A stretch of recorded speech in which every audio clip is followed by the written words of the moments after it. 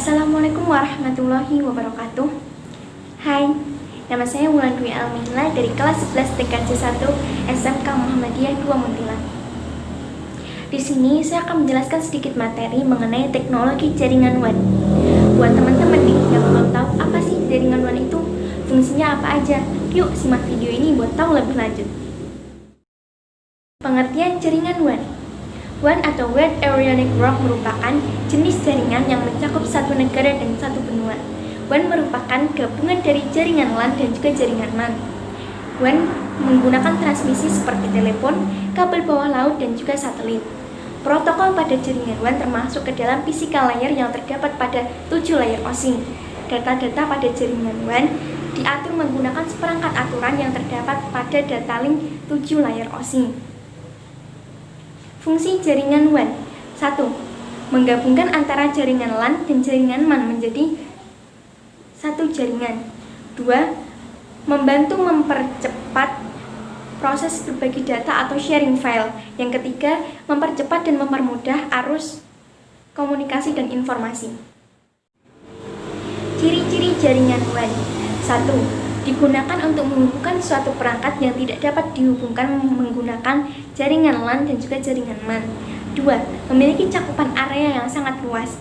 3. Memungkinkan akses melalui interface serial yang bekerja pada kecepatan yang rendah. 4.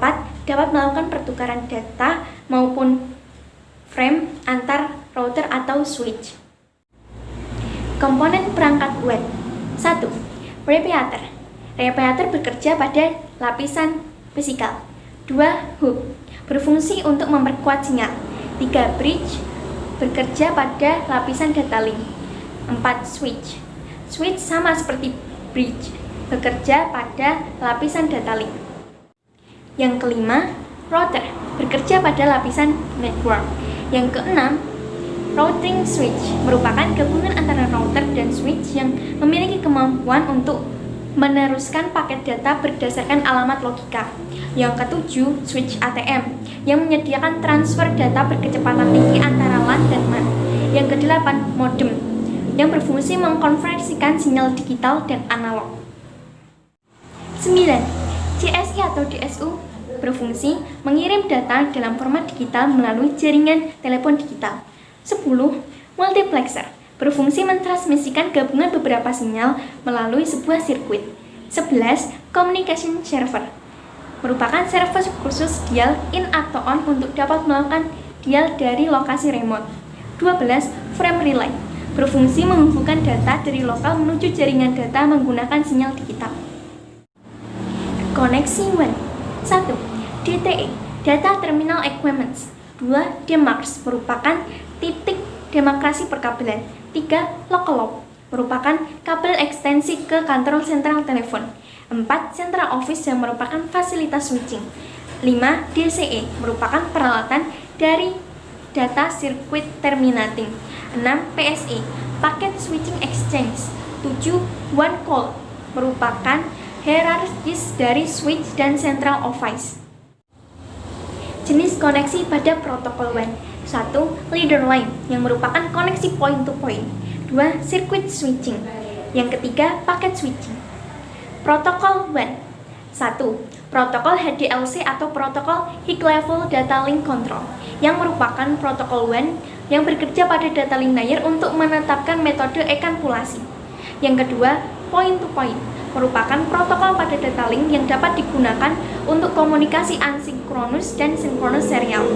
Yang ketiga, X25 protokol merupakan protokol yang mendefinisikan hubungan antara terminal dengan jaringan paket switching.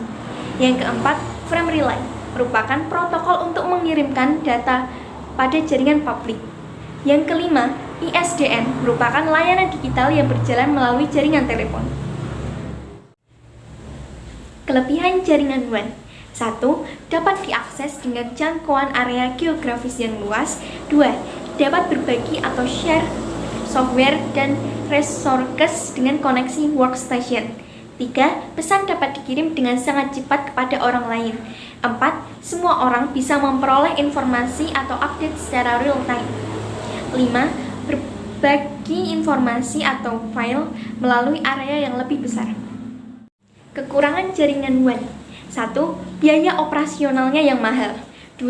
Dalam hal settingan atau pengaturan jaringan WAN lebih sulit dan rumit. Selain itu, alat-alat yang diperlukan juga sangat mahal. 3. Memerlukan firewall yang baik untuk membatasi penggunaan luar yang masuk dan bisa mengganggu jaringan ini. 3. Rentan terhadap hacker atau ancaman dari luar lainnya. Oke teman-teman, cukup sekian penjelasan materi mengenai teknologi jaringan WAN. Bila ada salah dalam tutur kata, saya mohon maaf. Wassalamualaikum warahmatullahi wabarakatuh.